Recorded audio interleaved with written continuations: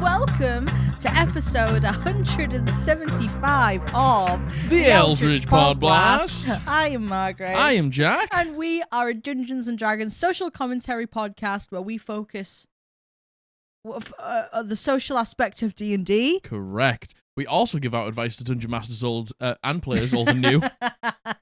Most importantly, we believe in creating a safe and inclusive space in the TTRPG community. So if what you got from that sounds sounds good, So if you resonate with any of that, come on, there's a scene for you here. the words that you actually heard from that, extremely well-oiled and slick intro, welcome in. The thing is, we've done that, 5 times by now?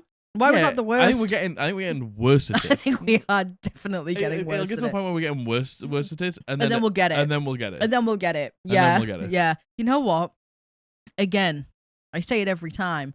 First time I projected my voice, and it came out like that. Perfect. Let's go. Ladle. Just, you know what? My voice just sounded funny in that moment. You got a funny sounding voice. Oh, thanks. All the time. Not just when you project your voice. Oh, hello. Happy Thursday. Happy Thursday. Hope you're having a great week so far. The weekend is on its way. It is nigh. It is nigh. Goodbye. It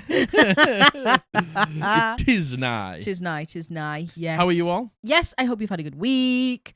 I love you very much. I just want to let you know that. Yeah. Hey. I hope you're doing great. We're proud of you. I hope you're doing good. I'm proud of you. Hey, how about that? You nearly through another week. Yeah. I'm proud of you. Mm-hmm, I'm proud of you.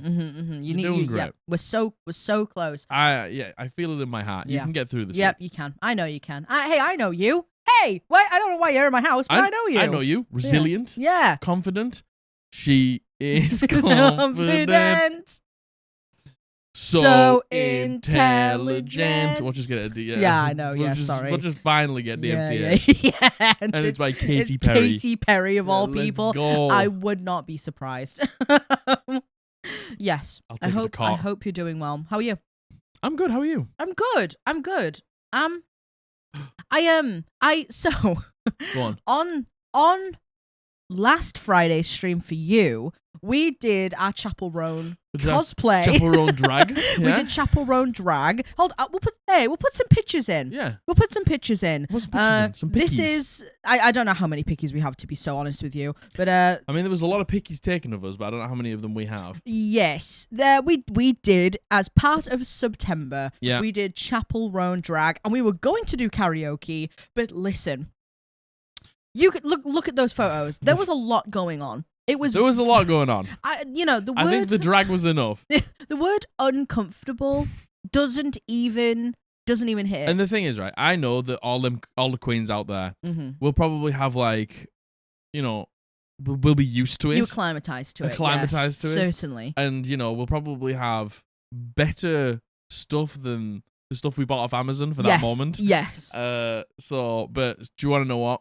Big shout out to the queens out there, because I couldn't do it. Yeah, well, you know what? I couldn't do it at all. For me, it was honestly just the wig. Just the wig, because you have to think, I wear a full face of makeup and eyelashes all the time. The tiara? I'm so used to it. It was honestly just the wig, but the wig alone was a sensory nightmare. Crushing my skull. Yeah. For you, who has never worn eyelashes before. And who has a big head. Big head. I have a big head. Big head. Big head. The wig and the tiara were just crushing my skull. Everyone was like, hey, you can take it off if you're not comfortable, but we were like, no, we're committed to the bit. No, we took it off as we were leaving. Took the wigs off. We were listening to Pink Pony Club, and we were swinging the wigs around. Yeah, and by the way, everyone who said Mulan matchmaker, you're wrong for that. You are wrong for that. You are foul for that. Foul and wrong. Someone who said clown core, you're foul for you're that. Foul for that. But oh man. I bought some because we put some white face paint on, which, by the way, hey, if you ever put white face paint on, dilute it with some water before you do it first. Hey, how about that? Dilute with some water. Don't just put it on. I learned that the hard way. But these are the things that you learn. True. These are the things that you learn as we go. Yeah. Along our journey. Yeah. And I bought some translucent. Diluting the white face paint is the friends we made along the way.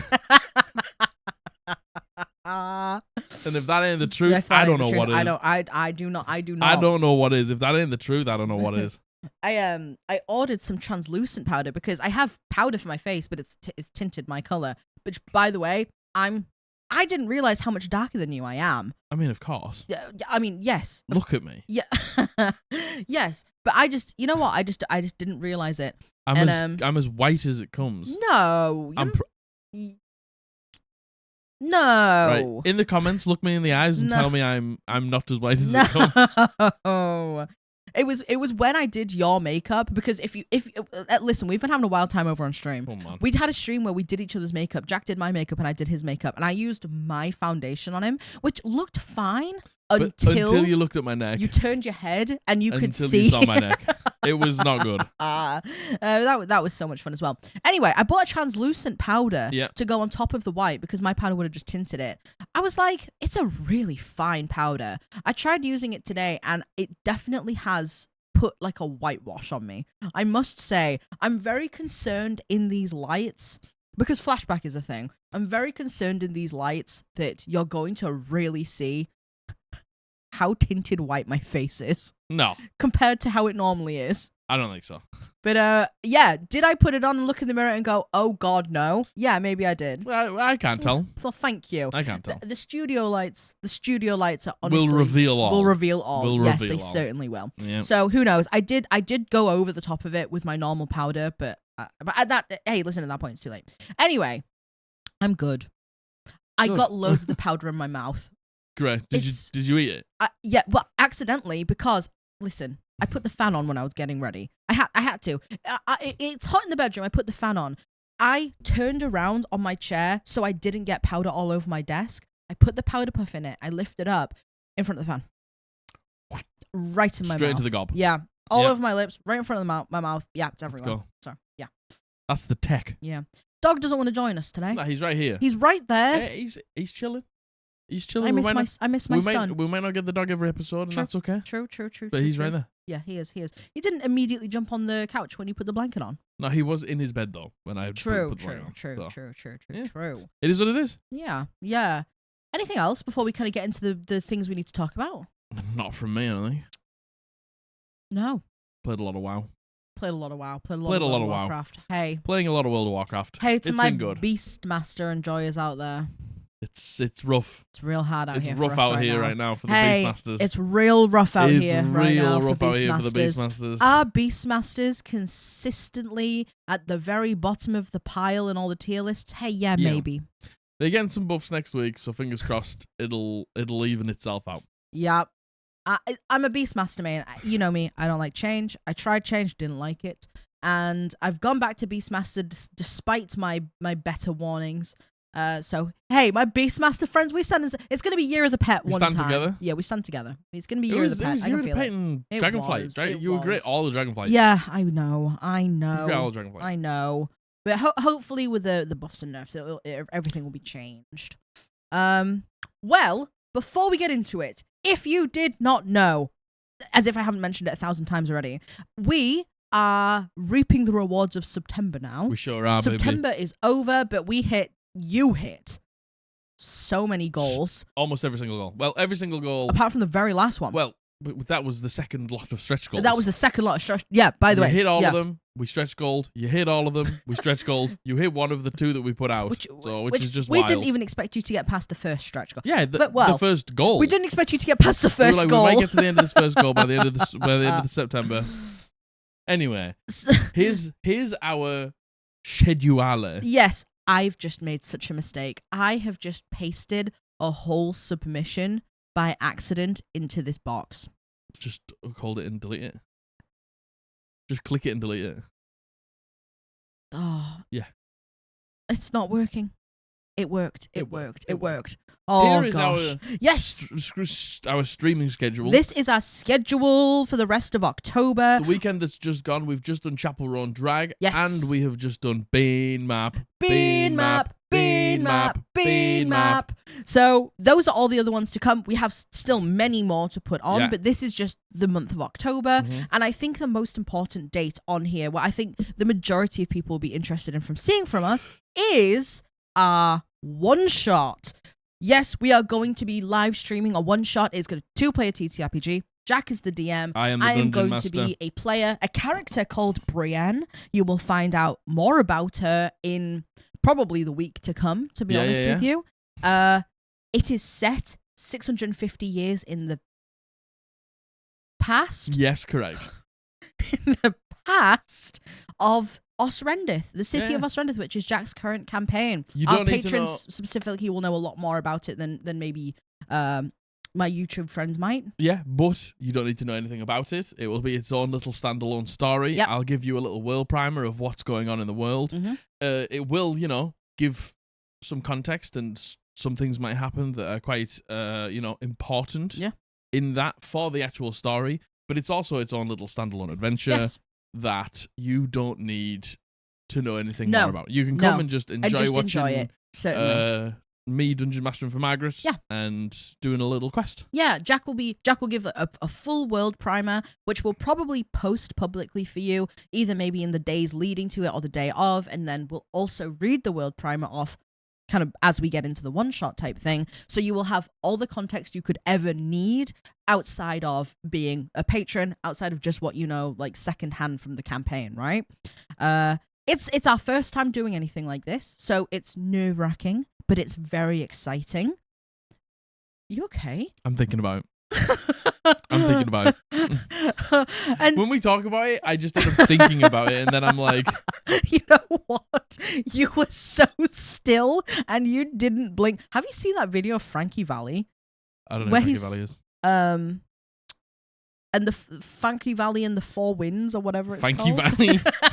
You know the song. Funky Valley. I don't know any of his songs, but you will if you heard them. Not unusual to me. Oh, is that? I don't know. Isn't that Tom Jones? Maybe. It's something like that. Anyway, he's really old, right. And like he's like ancient old, in his 90s old. He's still performing in Vegas, and literally I don't know if this is his choice. I don't know if he's being forced to do so. He literally goes out on stage. He stands in the middle of the stage with a mic, not even lip syncing, because he's so old and he doesn't blink. That's what you reminded me of just then. And he doesn't blink. He doesn't blink. He doesn't blink. He just stands there. You have to show me after this. I will show you. It's dystopian. It's scary and it's really sad. Oh, he's old. He should not. Unless he wants to. That's it. Unless he wants to. Yeah, certainly. Passion. Let him retire. Might not want to. Fair enough, but he's like 94, dude. Hey, he might not want to though. Hey, do you want to know if it's his choice? Fair enough. Fair enough. But if someone's making him do it, hey, stop. Hey, yeah. Hey, leave Frankie Valli alone. What are we talking about? We were talking about the one shot. Yeah. Because I was thinking about because you were not blinking. Yeah. I was in a. You were Hey, in a catatonic state. I do that. Yeah, you do. This is like when you're a. God, would I describe myself as a creative? I think I would. Yes. When you're a creative, you can't help when it comes to you. I know. I agree. And like anything can just like trigger a thought. I agree. And then when you're on that thought, you just got to think about it. I agree. Sometimes I just have to let Margaret talk, and I'm like, yeah. Hey, recap what I just said. I'm joking. Frankie Valli. Hey, come and join us on Twitch. Yes, on the 20th of October. I was saying it's new for us. Yeah, it's nerve-wracking. It's exciting. And if it's something that we enjoy doing and you enjoy watching us do, then it opens up some doors for us in the future. Yeah. You know, at some point we're going to be doing a one-shot with all of our friends that we're actually going to film and record, not live, but we will film and record it. And if everyone's happy with it, we will make it public. Mm-hmm. And it just opens up some doors for us, which is exciting. So please come and join us on Twitch? Sunday, the 20th of October, not September like I told TikTok. Sorry. The 20th of October, 6 p.m. BST, and we will be doing we'll be doing the whole one shot there. Yes, we will. Over on Twitch, come and join us. Very exciting. I also want to do speed D&D. Yeah. Oh my goodness. I don't know if you've seen. Gosh, what are their names on TikTok? Let me find out. Find out so we can give them an appropriate shout out, because first of all, they're hilarious they seem like really, really nice people. Chloe Dungate. We will of course leave at Scarf Demon Art. We will absolutely put down all of the, I don't know the timestamp, sorry. Sorry? What's the timestamp? The timestamp is 15 minutes. Thank you. We will absolutely put all the credit down in the description as well. But please go check out Chloe. Please go check out Scarf Demon Art. They have done something called Speed D&D. Yeah. And it looks so much fun. Basically, they put like I think maybe a 2-minute timer on, and they just give you a scenario, and you just have 2 minutes to just describe everything that's going on, and it's so funny. It's so funny. I don't even know if I would do the timer, but like I think it would just be funny for you to just bring a character, and then me be like, right, what you doing? And then you tell me, and then like that's it. Just like NPCs walk in, and quests are there, and you just like. In 10 minutes, just play the whole thing out. Done. I just worry that I'm not funny enough to do that. You're funny. Thank you. You're I don't know. Funny. I don't know if I'm funny enough and good enough at improv to do that. I'm good at improv, but I'm not good at funny improv. No way. We'll find out. Yes, we'll definitely do some sort of speed D&D, but absolutely all credit 100% to Scarf Demon Art. Please check them out on TikTok. They must have something outside of TikTok as well. We'll leave all the links below. Yeah. But yeah, how do we get onto that? I just wanted to say I want to do it. Oh, yeah. I saw it on TikTok and I was just like, I need to try this. Yeah, I mentioned it to you ages ago. And you know what? I never actually showed you the examples of what it was. I was like, I don't get it. I was like, what do you mean? Yeah. And then you never showed me the clips, so I've just seen them there, and I think it'd be really good. Yeah, I agree. So yes, loads of fun things happening. The most important thing on Sunday the 20th of October is our one shot. We'd really appreciate if you could join. We'd love to have you. As much feedback as we can get possible would be great, and as much interaction as possible would be great as well. Yeah. So yeah. So we're going to topic. Yeah, but first of all, the most important thing really is that you like, comment, and subscribe. You hit the bell. Come and join us on Twitch every Friday, every Sunday, every other Tuesday. Hit up our Patreon down in the description for some more exclusive content from us. And check out our merch at www.eldritchpodblast.co.uk. Thank you very much. Thank you so much to all our patrons over at Patreon. You have no idea how much we appreciate your support. If you want to support us over at Patreon and gain access to our exclusive content, like our D&D campaign updates and our extra monthly live streams, click the link in the description. More about Patreon at the end of this video. Thank you. Yay! Yay! So, we're finally here. Oh my fucking God. We're finally doing the first lot of D&D confessions and scandals. I am excited. Now, some of these are juicy. Listen, the last one.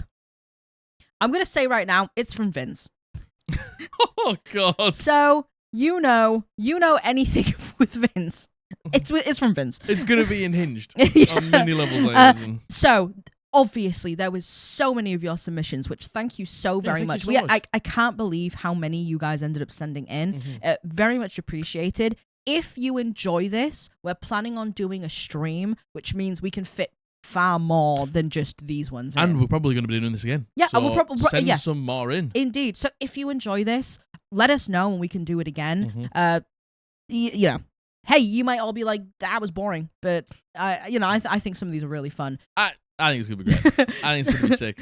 So all of that to say, if you have any D&D confessions or scandals that you would like to admit to, you'll have some examples here. And you know what? We need some more from players. Players, I know you are little rats. Yeah, you are the rats. You're the rattiest. You're the rattiest. Hey, as a player to a player, hey, we're little rats. We're rats. I need to know what you have done that's ratty, because a lot of these it lends itself to DMs very well, right? Because you are the secret keeper. Yes, indeed. Players, I want to know.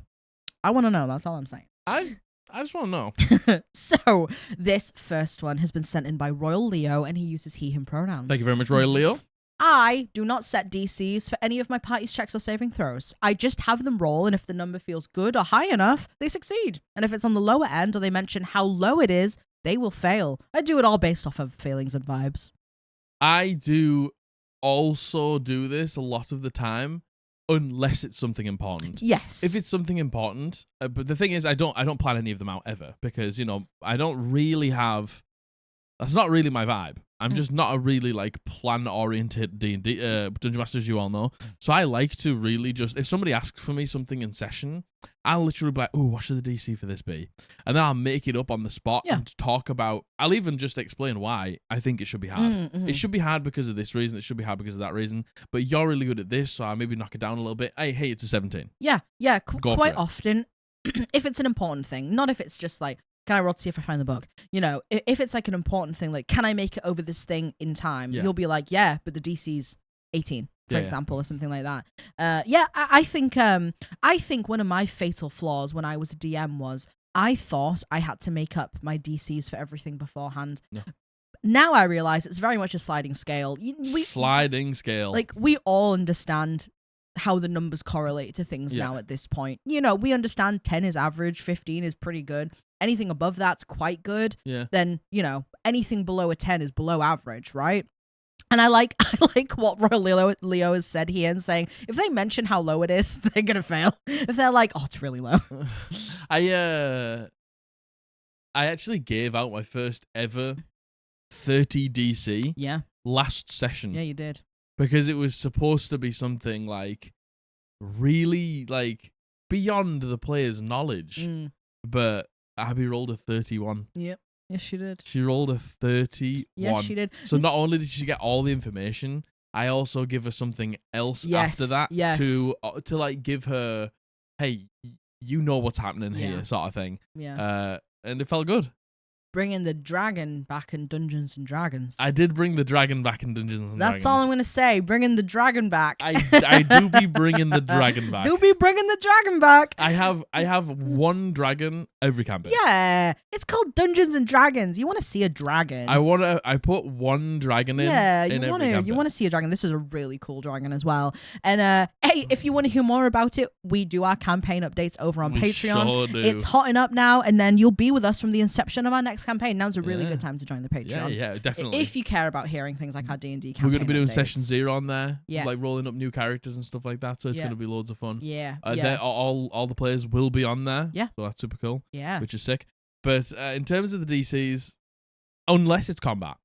If an enemy has a DC, that will be predetermined. Yeah, I agree. And that will be based on, you know, some things like that's its main attack, so its DC is high because that's how it deals all this damage. Some can be a little bit lower if it's just like a secondary thing, like, oh, it blinds you for a little bit or something like that. Yeah. But yeah, hey, don't be ashamed if you don't think about DCs beforehand. No. And you know what? I honestly think it's based off feelings and vibes. It's so true. You know, if someone's just like, oh, I want to find the custard pot to put it on my apple crumble, it's like, okay, well, just whatever. Rip me a like super easy but 5 if it's perception like, check. I want to try and decipher these runes that are written above this arch. That have been lost to an age. Yeah, that I've maybe looked at once. You know, of course it's going to crank. Of course, it's a sliding scale. Yeah, it's a sliding scale. It's a sliding scale. Yeah. Thank you, Royal Leo, for your I love Why that. do I keep calling you Lilo?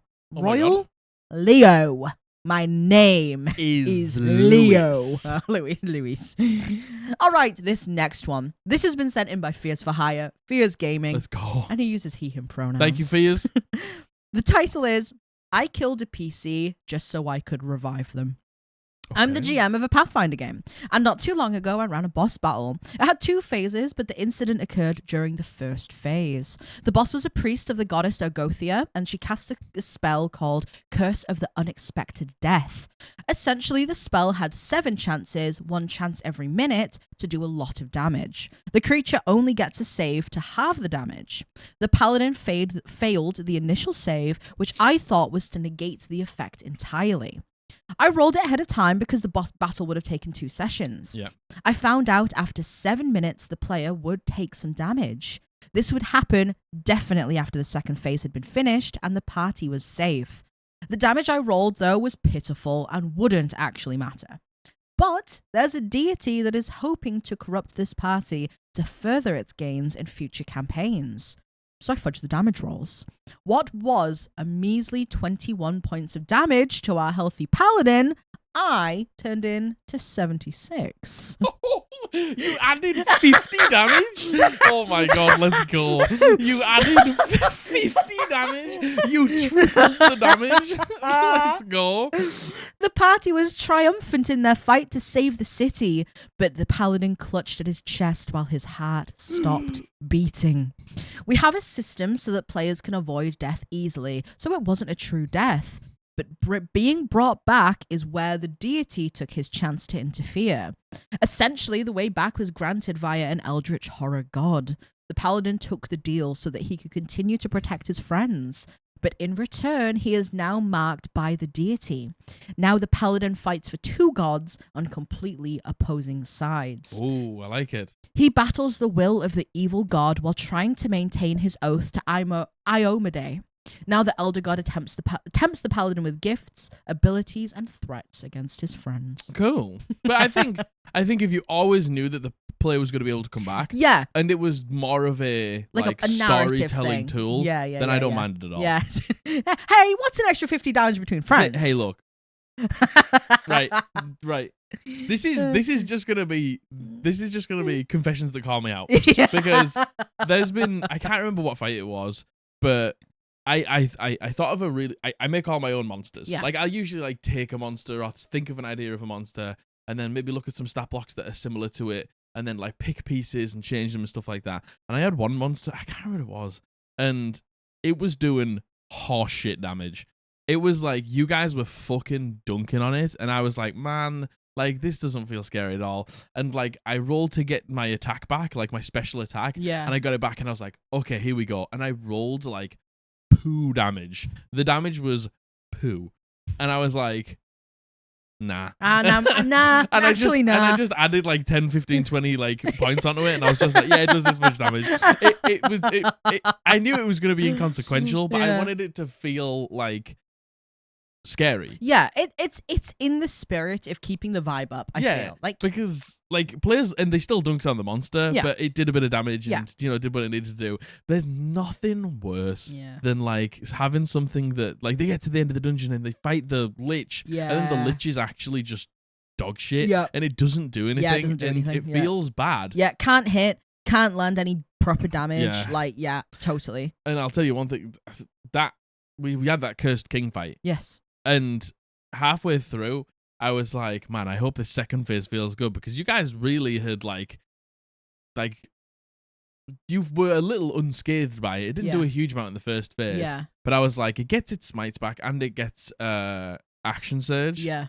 Oh my god, it went to Ooh. town on the party. Ooh. I gave it cleave as well. Ooh. So the new weapon mastery from 1D&D, where if something's in like 5 feet of it when it's making its attack. Mm-hmm.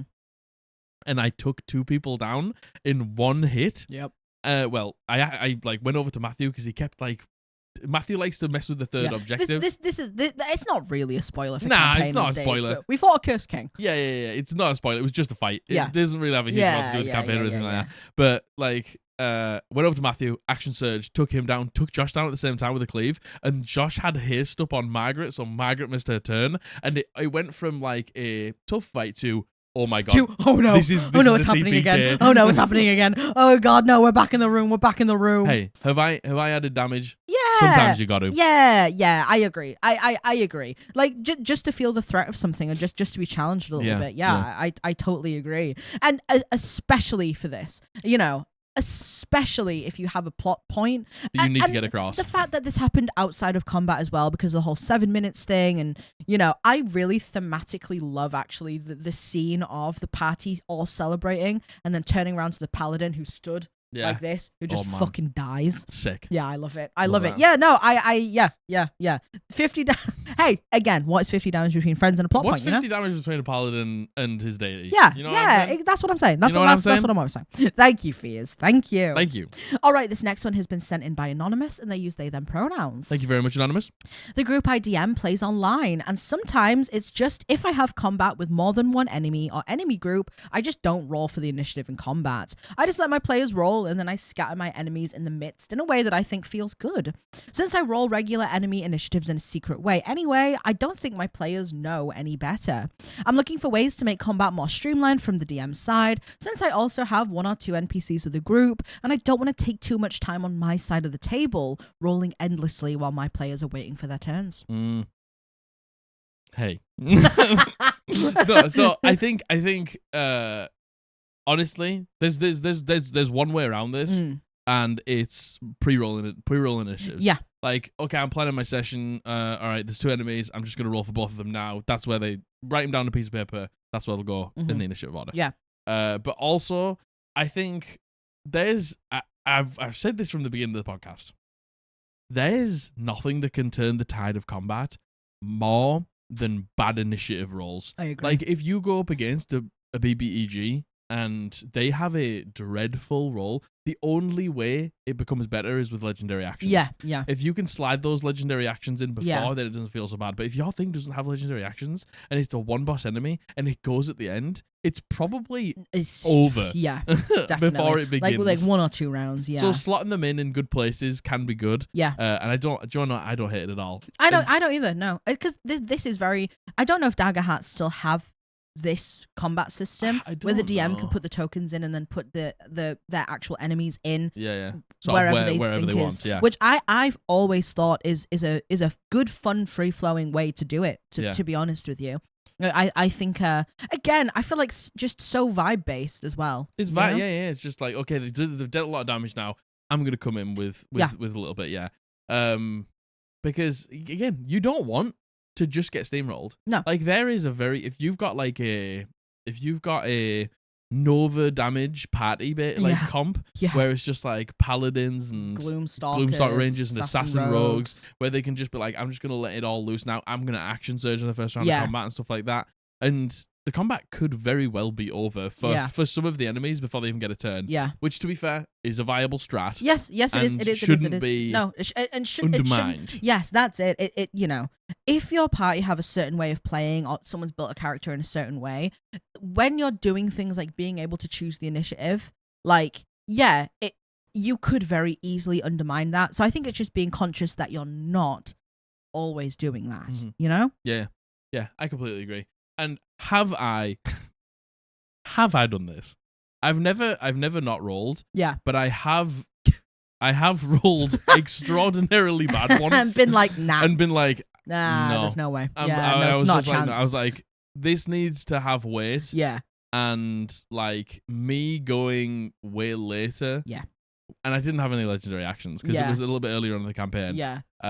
So I usually just like slot myself in the middle or something like that. Yeah. Like, I don't do it very often because I want to I want the cards to fall where they fall most of the time. Totally. And do you want to know what? Usually I roll really good for initiative. Like, I usually roll really well for initiative. Yeah. And if I really want something to go well in initiative, I can give it advantage. You can give, totally. But hey, there's been times where I've gone last, and it's been I agree. over. I agree. And you know what, Anonymous? No, your party doesn't know. I'm telling you, your party doesn't know. They don't know. We know nothing. We know nothing. Honestly, we know nothing, and we're so focused on our initiatives. We're so focused on thinking of what we're gonna do on our turn, not looking. And I reckon you would prefer a good fight.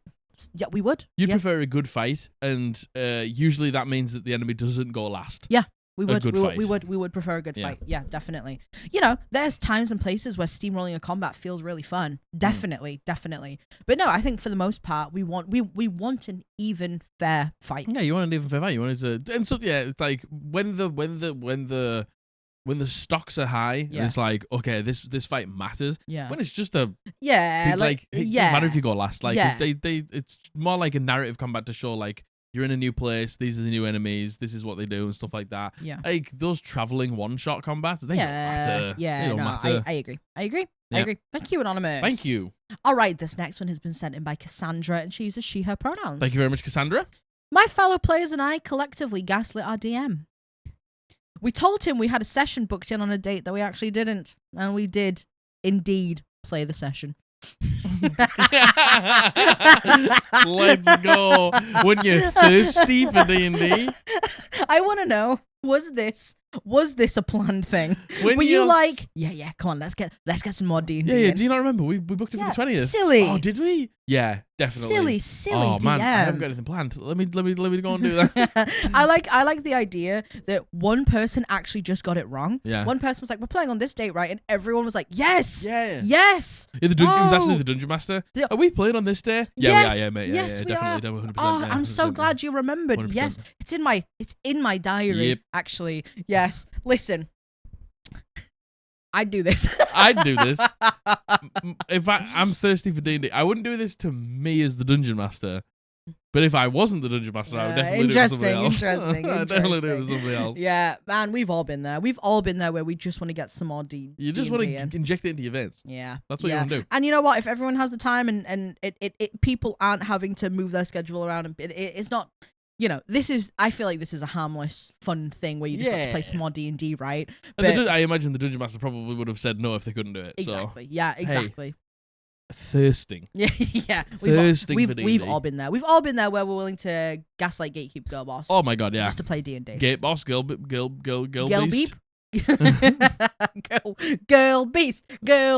Girl beast.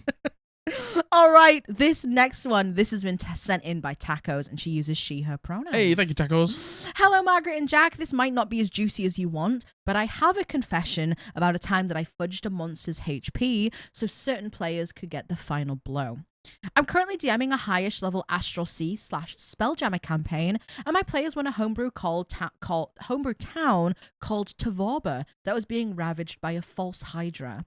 Upon figuring out what was going on, the players soon started combat, and after taking it down one time, they were so surprised when it rose again with more vigor than before. One of the players is my brother, who was new to the group, but back when we played 4E, he had been a part of the initial planning for this campaign, so there was no way that I was leaving him out of this. After a missed Eldritch Blast from our Warlock, another new player to the campaign, but not to the group, as they prepared another one, which this time hit, I saw him lean into his camera and mouth, "How do you want to do this?" And it's in that moment I knew what I had to do. Pausing as the damage was rolled, but knowing it wouldn't matter, I turned to the new player and calmly said, "So how do you want to do this?" And the entire table erupted, including my brother, who up to that point had been a little reserved. To be fair, the monster didn't have that much health left, but the little fudging of its HP and the look on everyone's faces as it was described how the other player took it down was so worth it. Yeah. I think there's been times where it's narratively actually just happened for us. Yeah. Which has been nice. And I don't mind it at all. Like, if you want players to get the win, like if you want that specific person maybe who really has affinity with this bad guy or this storyline, and you want them to like feel that W, like get that win, I think if it's got 10 extra HP than like the damage dealt, just give him it. If it would make him feel great and stuff like that. Yeah. I've done this before. Yeah. I've stopped doing it now. Like, I just get to the point where, like, I know exactly how much the health has and stuff like that. Because do you know why I've stopped doing it? Because all of you, when you know it's somebody's backstory, like, let's just say Margaret gets the killing blow, but it's Josh's backstory. You'll narratively subdue the enemy and then let Josh come over and, like, do whatever he want, like, finish the job or something like that. So I just let the fight go as is because I know my players do that anyway. Matthew did this for me. There was a moment that we haven't touched on yet with Blythe where it was very, very tied into her backstory. Matthew got the final blow, but once again subdued the thing and took a step back and let Blythe finish the job. You know, we're narratively very good at doing that. We like to do that, so that means I don't have to do it anymore. I just let the fight run its course, and if they want to do that, I let them do that. But when we didn't know each other as well as players, I would, in the first campaign, I would maybe like, I'll give it 5 more HP so Josh can kill it, or something like that. Or I'll say that was it, and like this happens, and I also like that as well. Yeah, and I think this is just knowing your table. I think this is just knowing your players and knowing what they want. Some players couldn't give less of a fuck, you know? The feels real bad is when Margaret leaves it for Josh because it's Josh's backstory, and Margaret actually kills it. And I'm like, no, you didn't kill it. And then Josh misses all of his attacks. And then it's like, and then Matthew kills it. It's just like, if you give it a smidge more HP so the next person can get the killing blow, and then they miss. Yeah, and then it's like, do we go another round to try and get to them? Do I just add a bunch more HP, but then what if they miss again? I know, and then it's just like, oh. So you can fall down a slippery slope. Yeah. Of it lasting too long. I think it's much easier to, in that moment, be like, it had less HP. Take some HP than to be like, it has more HP to prolong it. You know? I agree. I totally agree. But this is totally down to knowing your player and knowing your table. Like, you know, we again, you don't have to really do it for us anymore because we do it for each other. Yeah, you do it for each other, so that means I can just let the fights go as is. Yeah. So, but I think this is the right thing to do. Yeah. For maybe a quieter person at the table or something like that, totally. who's really invested in this like false Hydra arc. Totally. To allow them to get the killing blow is really good. And the excitement from everyone as well. Yeah, everyone's like up and jumping around and like buzzing and stuff like that. Feels great. Yeah. You did the right thing. Yeah, I agree. You have been absconded. All right, this next one has been sent in by Noah, and they use they, it pronouns. Thank you very much, Noah. Thank you, Noah. A little wholesome one, I suppose. The party was staying in a malicious wizard's home and had been told by his servant to head to the basement. The party mostly passed the stealth checks to go down the creaky stairs apart from the druid. I said to my player, you hear a loud thud of feet on the floorboards and a door swinging open as they slam it in your direction. Please make me a dexterity saving throw and I will roll an opposed check to see if he catches you. My player rolled a 12 and I rolled a 7, but I knew it would be unsatisfactory for one player to be captured while the rest are occupied downstairs. So I said in my best disheartened voice, he rolled an 11. You sprint down the stairs and slam the door behind you, locking it. Congratulations. And I got a group cheer and sigh of relief. I feel as though this was the right move, in my opinion. Yeah, I agree. He rolled an 11. He rolled an 11. Yeah. You know what? Making calls like this in the moment, because, listen, sometimes you're so right. When it's just one person and everyone's done the thing and it was just, you know, it's, for example, like if you're just trying to climb a rope or just get somewhere and one person can't do it, everyone's just stood there. It's like, you're right. In moments like that, you have to think, will this serve the flow of the session any better to then have to deal with the repercussions of just this one thing? See, and that's the thing. Do you want to know why? This is why I started using group of stealth checks. Yeah. Because, like, It definitely works when you've got a slightly bigger party. And now that I've got 5 people, I can have 3 successes and 2 failures and it still be okay. As obviously critical failures, like Matthew Mercer does the thing where critical failures add 2 to the check. Yeah. And it's like you shouldn't be able to critically fail the skill check. But I also kind of like that is because it's a group thing. So I do like when it comes to a stealth check, allowing the really good people at the party to like bring the rest of the party up. Yes. I think is a good thing. And yeah, you know, it's just like, do I really want to do this? Yeah. Like, do I really want to go down that path? Sometimes as a dungeon master and you've got other things to get to at the end of the session. Yeah. And being like, man, like I know I planned this, but this thing at the beginning of the session actually took way longer. Yeah. And now if I like kidnap this person and then they all have to go thinking we're not going to get to this plot twist at the end, they roll an 11. Yeah. And you know what? Sometimes as well, it's like, I don't know what I was going to say. I had it. I started talking, gone. I think, honestly, personally, I've done this so many times where I've had ideas. They're like menial ideas. They're just like little small things in the session, but you guys really just enjoy like role playing and stuff like that. Yeah. And I want to get to this ending point.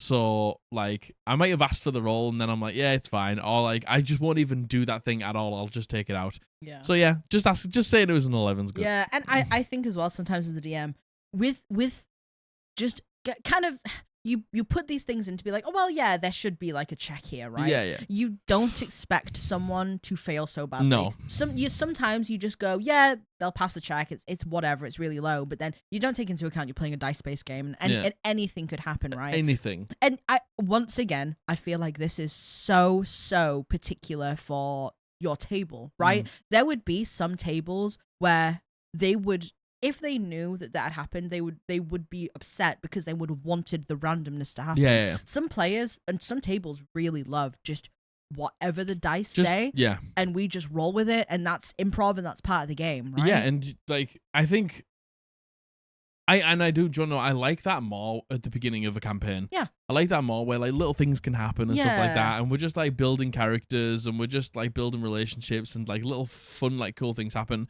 But yeah, when you get like far down the line and there's obviously things that we need to do and like time crunches and stuff like that.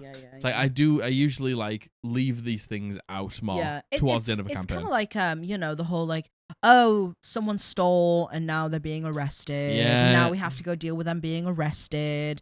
And if, you know, and all the party wants to do is actually just move to the next town, but now we've got to. Yeah, I agree. No, I think you did the right thing. Yeah, I think you did the right very thing. much so. I think you did the right thing. I think the whole point of DMing is you're a storyteller. You're telling a story. Does it work well with the flow of the story? Are you in a point where it's like, yeah, we can, yeah, sure, yeah, the wizard does see you, and then you have to work out how to get out of it. Would your players enjoy that challenge? You know? Yeah. Or do they just want to get to the basement They because just that's where the session's going to end and they're going to find the plot twist there? And everyone's just stood around like, just waiting for the druid to re-roll and re-roll and re-roll. You know? Yeah. I think I think it's a very nuanced situation that I agree. I think only Noah in that moment was able to make that call. I completely agree. Yeah, I agree. All right, this is the last one. Oh my god. You know what? Yeah, I know. We have flown through this. We have flown through them. Do you want to see if there's another one I can pick? Well, we'll do this last one. And see yeah, where we well, we'll see where we get to with this one. So this has been sent in by Vince, and he uses he/him rat pronouns. The he/him rat. The B is for bomb. The don't say that on YouTube. Don't say that on YouTube. The title of this is "My False Hydra Encounter Was Made Out of Spite." Hello, fellow gamer rats, feeders, and goblins. I must admit that my infamous false Hydra encounter was mostly just made out of spite. Some backgrounds. My players were fairly notorious for glazing over details, killing enemies, and then immediately rushing to loot their bodies, and on the rare occasion, they would level up and would often forget to or wait until minutes before the session to do so. This was in my first campaign, and I thought it would be fun to have the party go to a larger city outside of the main hub. I wrote in some story reasons that would entice them to go to a new city, rumors of interesting magic items, a potential dungeon beneath the city, and the BBEG had run off to recruit some followers to overthrow the players. Okay. Admittedly, I was on the verge of burnout, so I had mostly started to just phone it in during these sessions. One of my players just before the session had mentioned that they had forgotten to level up and they needed the name of the site that we were playing on, and something just kind of snapped in me. I had kept my cool, but deep down I was fuming. I described the entrance to the city as if people were planning a festival. You see a collection of streamers and bows being hung from building to building. Many of the citizens seem to be preparing for a festival. The smell of baked goods, meats, and flowers entice you into the city. There seems to be a small band starting to warm up and playing a little bit of music. A few players interrupt me, including the player who had forgotten near everything, asking me to go over the description again. I do so. You see a collection of streamers and bows being hung from building to building. Many of the citizens are getting ready for a festival. The smell of baked goods entice you into the city. One of the party players asks, "What about the band?" To which I reply, "Which band?" Particularly because I legitimately forgot, and feeling a little surge of chaos and fun, I decide to carry on with the session. Mm-hmm. At this point, all of the players are hanging on every single word that I say, waiting for a slip up, and one of them is metagaming with, "This has to be a false Hydra," towards the end of the session. Not even really knowing what a false Hydra is, I start researching what it is, and I rebuild the next handful of encounters to utilize the mechanics of a false Hydra. Using Roll20, I would describe some NPCs and give them access to view it, and then, before next session, I would simply delete the NPC or revoke their access to it. Same would go with some of the places they had traveled to, even some of the magic items that they had bought, and not refunding their gold either. While I'm not terribly proud of the initial gaslighting, we did all end up having a great time with the encounter, and it is still something that my players talk about to this day. Oh my god! When the false Hydra is built from your players being lazy as fuck. When the false Hydra is built from you coming to your wits' end with your players. When the false Hydra is built out of actual spite. Hey, I'm just going to hit him with a false Hydra. You know what? I'm sure every DM has had this moment where they're like... Is it worth it? They're like, is it worth it? They hear something cool and you're like, yeah, all right. Yeah, okay, actually, yeah. That's actually cooler than what I had planned. Yeah, oh God, so many times. So many times. Like, when... And, like... Not all Dungeon Masters can do this, and I completely understand, but when somebody says something in the session and they go, oh, I bet it's something like this, and I go, yes, yes, it is, and always was that. Don't you dare question me. Yes, indeed. It was always a false Hydra. It wasn't going to be that, but it is now. What? I love how you were like, what band? And they were like, it's a false Hydra. And you were like... Yes, it is a false yes, Hydra. it is. Yes, you just Yes. forgot because you were pissed off and burnt out. Because you were writing out the message on how to kick this guy out of your campaign. I'm sick of you forgetting. You're not even paying attention to what they say, and you hear false Hydra, and you go. They go band, and you go, what band? Yeah. What band? What band? What band? What fucking band? And like, yeah. And the thing is, you know, I might be reading too far into it. That might be something that, like, works for you. Like, that might be something that works. Working under pressure, yeah. Working under pressure, and like, just rolling with the punches. Yeah. Going with the flow. And having a loose idea, yeah, and then your players almost taking that loose idea and sculpting it. Yeah, and you know, I think there's something to be said about when you're working with burnout. Man, again, oh my gosh, DMs, please. DM burnout is so real. It happens. Everyone's experienced it. It's so normal. Please take a break when you're starting to feel burnt out. It's not worth it. But there is something to be said about when you're coming into burnout or coming out of it. When something inspires you, it can really help you. And... not being scared to change. Like, I think a lot of Dungeon Masters like get burnout because they're planning things that they don't enjoy. They are like running the session in a way that just doesn't work for them. And it's like, I remember when we talked to Adam, one of our mods, about this, and I was just like, hey, next session, you're planning, like, it sounds like you're planning too much. Yeah. Next session, plan nothing and see how it goes. Yeah. And Adam was like, hey, planning nothing's not great for me. Yeah. But planning way less and, like, allowing myself to just improvise and make things up and stuff like that really helps. Yeah. It's like, for me, I used to get burnout and I never understood why, but I got burnout because I was planning too much. Totally. And now I basically plan nothing, and I just, you know, think my story through in my head and what's going to be in the next session, like, all week. And that's the planning I need to do. Yeah. I plan a combat if we have a combat, but that's it. Yeah, yeah, I agree. You know, the false Hydra was the friends we made along the way. Yeah. You know? Ripping one of the most notorious and scary and complex... Yeah, totally. I would say very complex. A false Hydra is without a doubt the most complex monster in D&D. I very much agree. It's not even official. Do you know what I mean? Yeah. But like, it's become so renowned. Yeah. Because of how complicated and how much setup it needs. And you were like, hey, I haven't set this up at all, but I'm still gonna do it. But I'm gonna. And you know, like things like the NPCs and deleting them, and you know, there's nothing funner than when your players go, is it this? What the hell? And you're like, oh yeah. And then you start leaving little breadcrumbs. Yeah, there's nothing They're funner. right there. Yeah, as a player as well, there's nothing funner than it as well. Yeah. You know, I love the idea of a false Hydra. I think false Hydras sound so fun. God, they sound like they are complex. I agree. Yeah. Very complex. There's probably a lot of setup. But, you know, to be fair, the fact that, again, Vince, you just did it. You were like, what band? Shut up. Shut the fuck up. What band? I'm annoyed with all of you. Oh, I love it. I love it, Vince. Very love good. it. Thank you for the story, Vince. Thank you. All right. Should I find one more? I am looking. My eyes are... I've just gone to the farm. My eyes are hovering. Actually, over two that are quite... Go on then, send them. We're back and we have a dog. We have a dog. We have a baby. We're a little baby. Margaret's got two more. I got two more. You know what? These have literally just been sent in. Let's these go. were sent in today. So, these are both very similar. They're both from players. Let's go. This has been sent in by the baddest boy. And he uses he/him pronouns. I thought that was this guy. Yeah. He's the goodest boy. Yeah. What did you say? The B stands for beautiful. The B stands for beautiful. The B stands for bastard.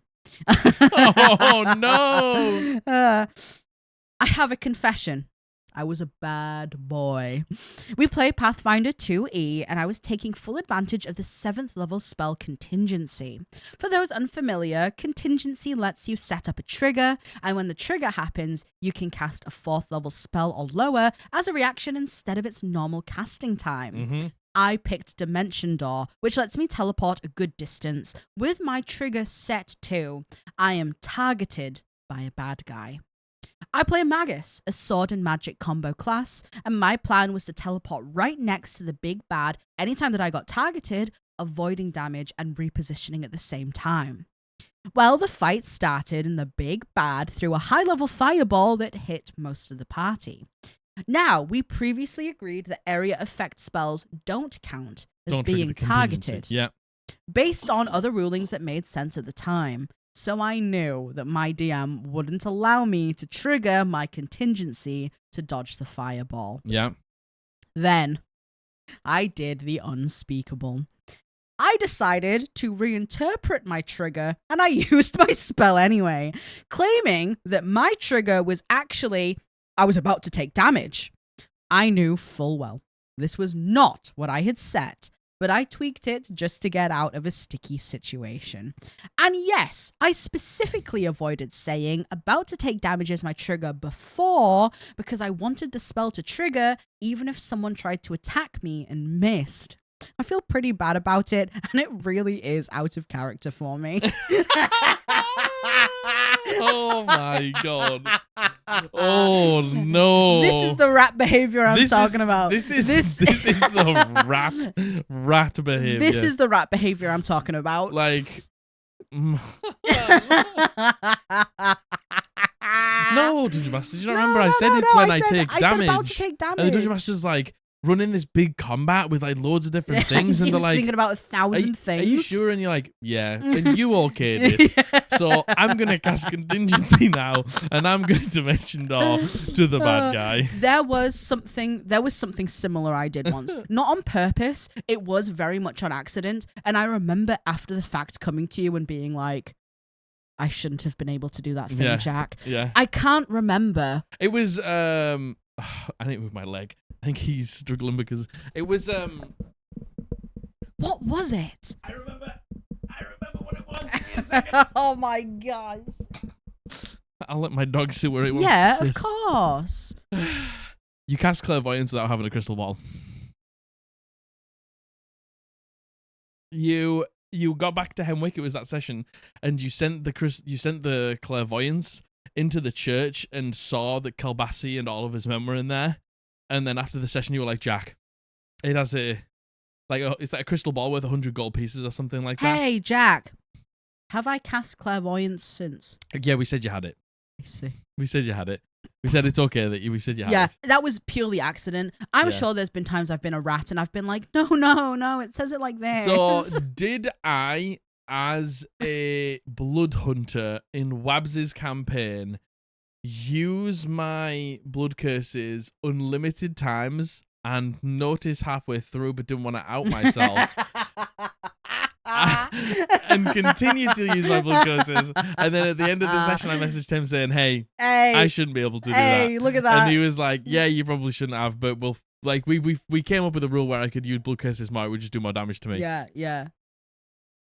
You know when you're like, oh my god, it would be absolutely perfection if my contingency went off right now for this reason, because then I can do this on my next turn, and then you gaslight the dungeon master into letting... and the thing about the DM's like, sure, because the DM's got so many things going on. That's what we said, right? That was definitely what we said. I'm sure there's been something like this where I'm sure there's been something like this. Yeah. I've definitely things I've done by accident, like the clairvoyance thing. There was another thing, I think in campaign 2 I did something and I was like, I shouldn't have been able to do that. I'm pretty sure it was something like I didn't have any wild shapes left, but we had just leveled up, and I was looking at my old sheet that didn't have the things crossed off. Yeah. It's like something like that.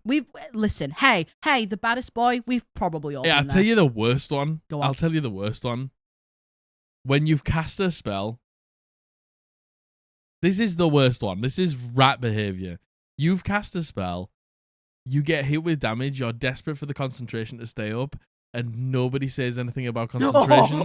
So you just go, yeah, next. And you until somebody reminds you, and then you're like, oh, you don't say, oh man, I didn't roll concentration. Oh, no. Goodness gracious no, me. I can't believe it. No. Oh God, I'm so silly. Oh no. When nobody remembers about concentration and you don't remind anybody that you need to roll it. Yep. Oh, that's rat behavior. Oh yeah, we've all been there. That's rat behavior. We've all been there. Man, that's rat behavior. Definitely all been there. Rat behavior.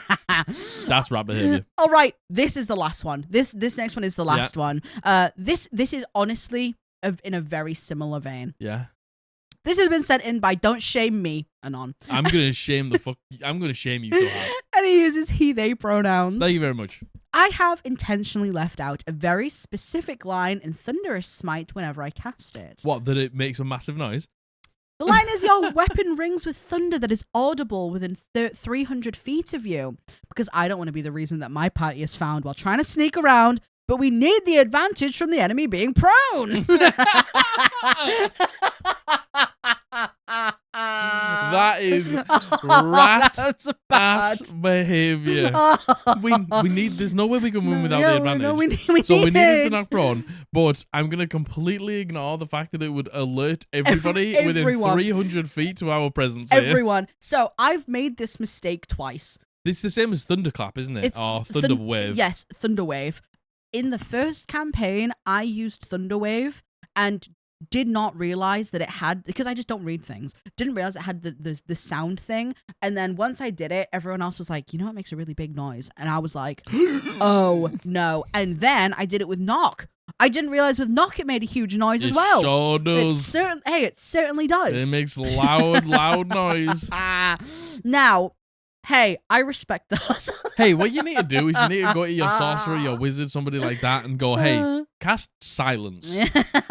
And then just start smiting the ever-loving shit out of somebody, and then it doesn't matter because nobody can hear it. Yeah, I wonder when the jig's going to be up. Anon. I wonder. I need the advantage. We need the advantage. I need it. Hey, so I'm just. You just wait till 1D and D.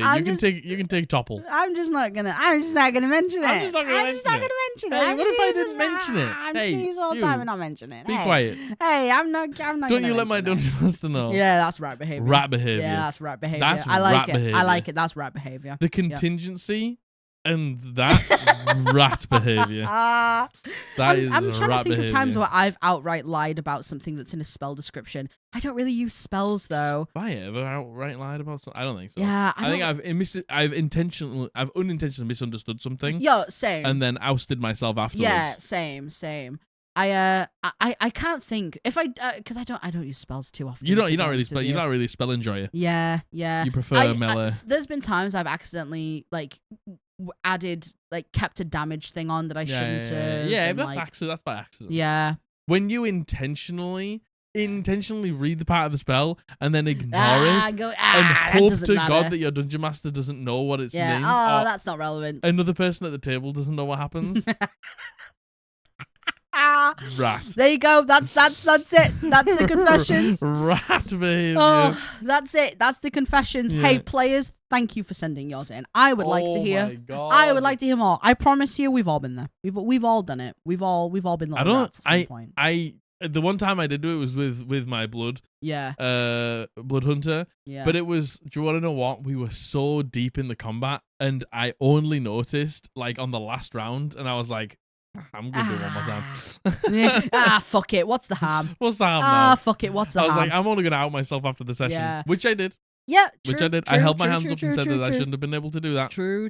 And that's just how it was. There's probably things. I'll have a think. There's probably some really ratty things I've done, to be honest. Yeah. Yeah, there probably is. I liked it.